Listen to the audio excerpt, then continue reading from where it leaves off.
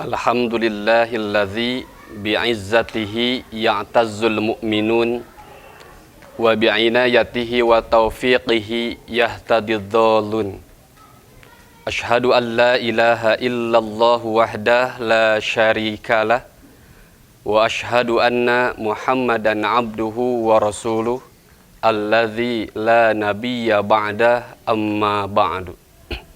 Ikhwatu iman yang dimuliakan Allah Subhanahu wa ta'ala, di dalam Sahih Muslim, sahabat Rabi'ah bin Ka'ab al-Aslami beliau mengkhabarkan, kuntu abitu ma'a Rasulillahi sallallahu alaihi wasallam dzata lailatin.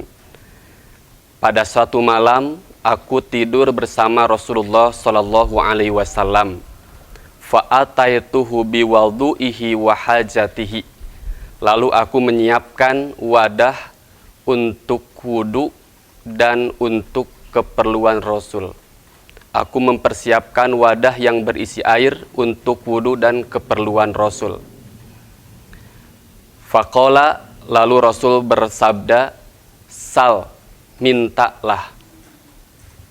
Fakultu, lalu aku menjawab, as'aluka murafaqataka fil jannah. Aku memohon kepadamu, aku meminta kepadamu supaya aku bersamamu di surga. Qala, Rasul bersabda, awa ghaira dzalika, adakah permintaanmu yang lain? Qultu, aku menjawab, huwa dzaka, itu saja.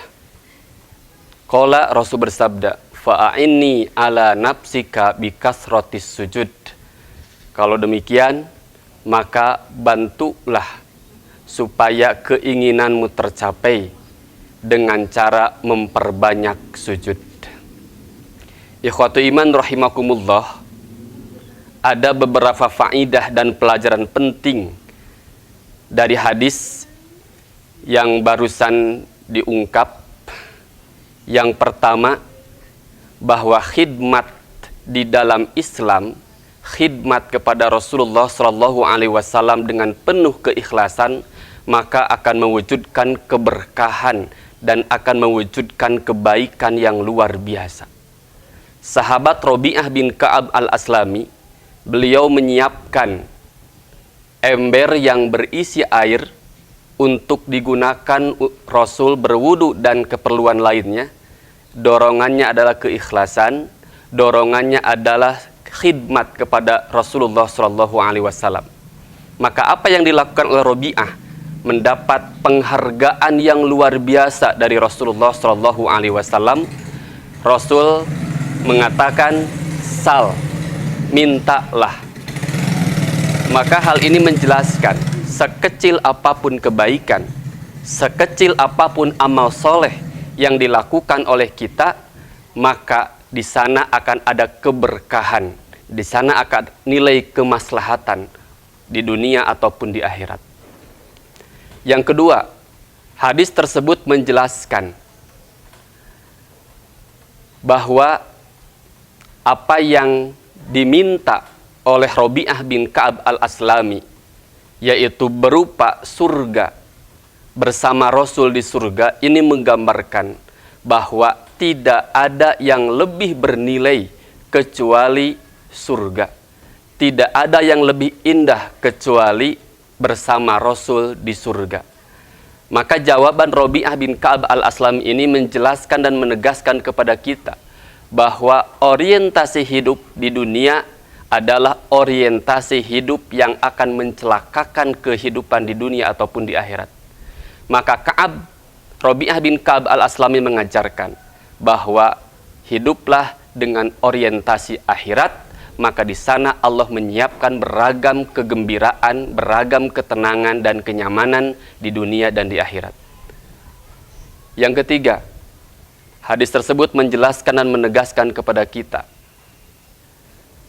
ketika Rabi'ah bin Ka'ab meminta surga kepada Rasulullah Shallallahu Alaihi Wasallam untuk didoakan mendapat surga, maka kata Rasul, fa'inni ala nafsika bikasratis sujud, maka bantulah aku dengan cara Anda memperbanyak sujud. Maka jawaban Rasul ini hendak menjelaskan dan menegaskan bahwa walaupun doa Rasul itu mustajab, tetap antara yang berdoa dan yang didoakan harus ada ikatan yang sama, harus ada keimanan yang menjadi perekat di antara da'i dan mad'u. Maka Rasul menjelaskan, bantulah aku dengan cara Anda memperbanyak sujud. Ikhwatu iman rahimakumullah, maka keimanan antara yang berdoa dengan yang didoakan itu di antara penyebab mustajabnya doa. Yang keempat, dari hadis tersebut dapat kita ambil pelajaran bahwa perlu kita memposisikan diri di level surga yang istimewa. Maka caranya adalah dengan memperbanyak sholat sunnah atau dengan memperbanyak ibadah-ibadah sunnah. Maka ungkapan bikasroti sujud yang disabdakan oleh Rasul, para ulama mengatakan maksudnya adalah memperbanyak sholat sunnah. Maka hal ini menjelaskan untuk memposisikan kita di level surga yang tinggi, di level surga yang istimewa, maka perlu merutinkan, mendawamkan yang namanya ibadah yang hukumnya sunnah.